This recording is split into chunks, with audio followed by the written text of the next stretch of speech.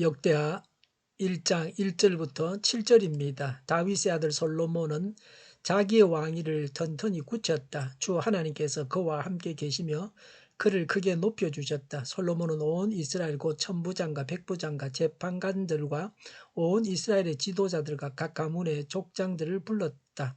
솔로몬은 온 회중을 데리고 기브온에 있는 산당으로 갔는데 거기에는 하나님의 해막 곧 주님의 종 모세가 광야에서 만든 해막이 있었다. 그러나 하나님의 궤는 다윗이 일찍이 예루살렘의 궤를 모실 장막을 치고 기럇 여아림에서 그리로 올려다 두었다. 다만 훌의 손자여 우리의 아들인 브살렐이 만든 놋제단은 기브온에 있는 주님의 성막 앞에 있었다. 그래서 솔로몬은 회중과 함께 그리로 나아간 것이다. 솔로몬은 거기 주님 앞 곧 해막 앞에 있는 놋제단으로 올라가 번제물 1000마리를 바쳤다. 그날 밤 하나님께서 솔로몬에게 나타나셔서 내가 너에게 무엇을 주기를 바라느냐? 나에게 구하여라고 말씀하셨다. 아멘. 본래 원전 성경에는 역대상하로 나누어져 있지 않습니다. 한 권의 책으로 되어 있습니다.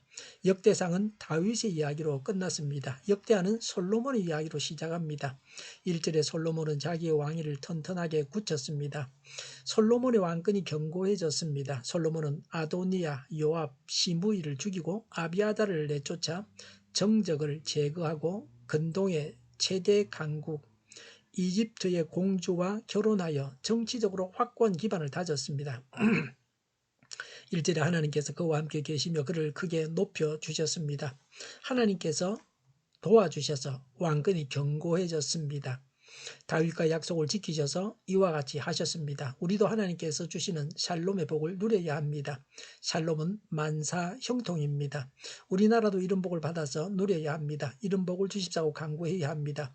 부강한 나라를 만들어가게 해주십사고 구해야 합니다. 모세의 해막은 실로에 있었습니다. 블레셋에게 빼앗긴 다음에 노브에 있었습니다. 사무엘상 21장 1절에 나옵니다. 사울 때에 기브온으로 옮겼습니다. 솔로몬 때까지 거기에 있었습니다. 하나님의 궤는 다윗 때에 예루살렘으로 모셔왔습니다. 예루살렘에는 제사를 드리는 단이 없었습니다. 모세의 번제단은 여전히 기브온 해막에 있었습니다. 그래서 국가적인 공식 행사는 기브온 산당에서 행했습니다.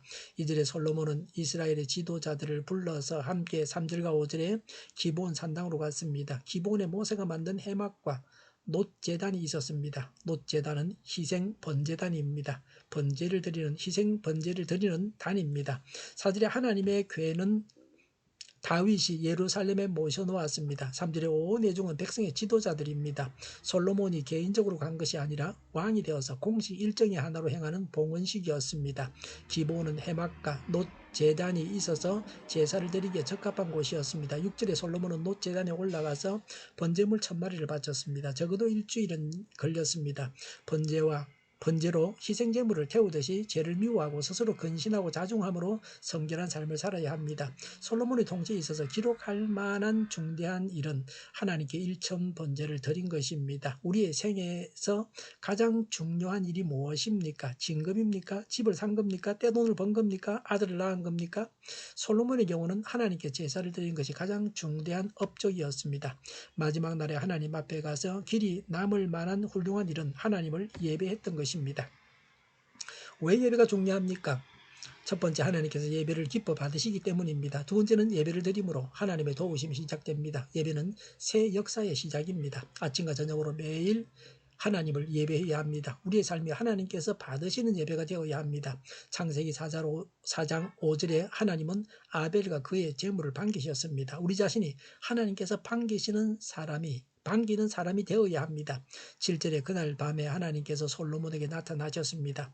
다윗에게 하신 약속의 성취였습니다. 하나님은 솔로몬을 아들로 삼겠다고 하셨습니다. 부자재간에는 바로 통하는 것입니다. 중간에 비서나 선지자를 끼우지 않습니다. 하나님은 다윗에게는 선지자를 통해서 말씀하셨습니다. 그러나 솔로몬의 경우는 하나님께서 바로 말씀하셨습니다. 우리가 성경을 통해서 하나님께서 나에게 하시는 말씀을 직접 듣는 복을 누려야 합니다.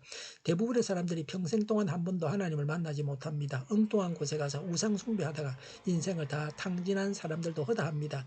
믿는 사람도 하나님과의 만남이 불분명한 자들도 많습니다. 하나님을 만나는 체험을 해야 합니다. 우리 안에 모든 것이 다 들어 있습니다. 그래서 하나님을 만나는 것이 복입니다. 하나님께서 만나 주시는 것이 복입니다. 하나님과의 만남이 있어야 합니다. 늘 하나님과 동행해야 합니다. 하나님께서 우리 안에 계셔서 우리의 삶을 인도하시고 하나님과 동행해야 합니다. 그래야 말세의 믿음을 가지고 살아갈 수 있습니다. 하나님을 만나는 것이 참 복입니다. 이 세상 부귀영화는 다 헛된 것에 불과합니다. 오늘도 하나님을 만나고 체험해야 합니다. 지금도 하나님의 음성을 들어야 합니다. 사람의 소리는 아무 소용이 없습니다. 하나님을 만나고 차고 넘치는 삶을 살아가야 합니다. 하나님의 사람으로 하늘나라에 속한 자로 이 세상을 살아가야 합니다.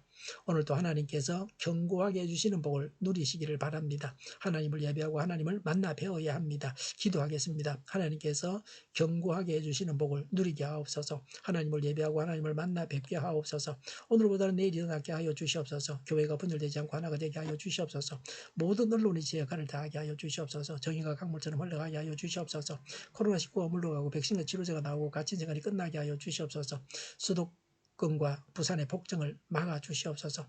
우리 통일예배가 만군은집하게 하여 주시옵소서. 예수 이름으로 명하노니 모든 병만은 물러가고 몸의 모든 부분들은 온전하게 될지어다. 신유의 기적을 베푸셔서 지금도 저희의 질병을 고쳐 주시옵소서. 교회와 나라를 고치시고 온전케 하여 주시옵소서. 잘못된 것들을 제거하고 하나님 보시기 아름답게 하여 주시옵소서.